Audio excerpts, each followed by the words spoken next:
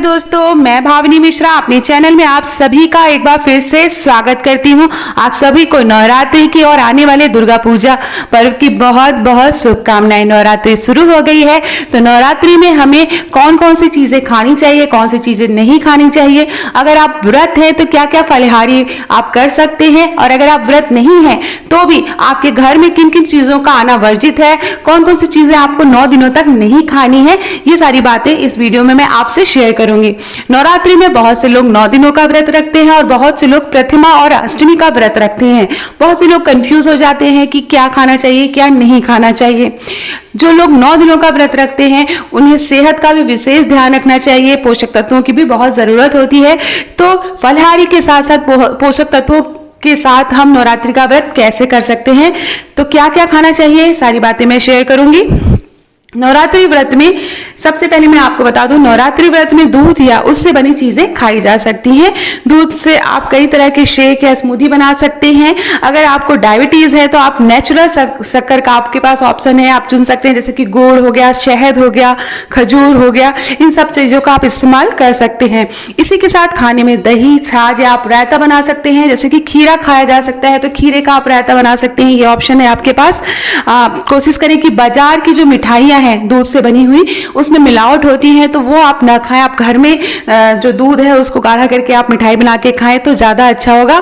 इसी के साथ खाने में, जैसे मैंने बताया, दही छाछ खा सकते हैं, क्योंकि ये उपवास के दौरान पाचन संबंधी समस्याओं को आप रोक सकते हैं ये सारी चीजें खाकर। साथ में एनर्जी लेवल को भी आप हाई रख सकेंगे। प्रोटीन इंटेक के लिए आप जैसे पनीर खा सकते हैं, लेकिन कोशिश करें कि जो पनीर आप खाएं वो घर में बना हुआ पनीर खाएं। नींबू डाल के फाड़ा हुआ जो पनीर है आप उसी खाएं, बाजार का पनीर आप न खाएं, उसमें मिलावट हो सकती है।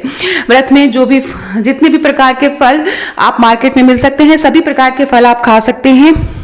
सब्जियों में कुछ ऑप्शंस होते हैं जो कि आप व्रत में खा सकते हैं, जैसे कि आलू हो गया, शकरकंद हो गया, लौकी, अरबी, कद्दू, ककड़ी, गाजर, केला, सेब, तरबूज, पपीता, अंगूर जैसे सभी तरह के आप फल और सब्जियां आप खा सकते हैं।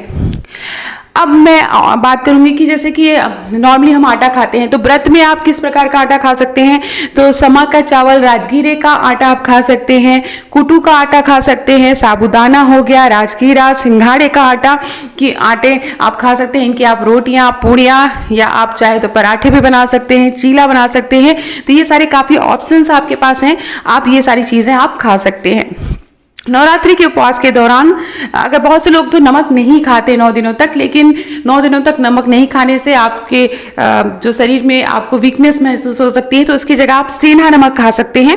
तो 9 दिनों तक आप सेंधा नमक का सेवन कर सकते हैं। इसके अलावा आप, अगर हम मसालों की बात करें तो मसालों में जीरा, लौंग जैसे मसाले आप यूज कर सकते हैं, लेकिन मसालों में जैसे कि धनिया हो गया, हल्दी हो गया, गरम मसाले हो गया, तेजपत्ता हो गया, ये सारी चीज़ें जो है खाने में आपको वर्जित रखना है, इसको आपको नहीं खाना है। मसाले कोलेस्ट्रॉल और ब्लड शुगर लेवल को नियंत्रित करने के लिए ज़रूरी है। तो जैसे जीरा, अजवाइन आप ये डाल के आप अपने जो भी सब्जियां बना रहे हैं उसमें छौंका लगा सकते हैं।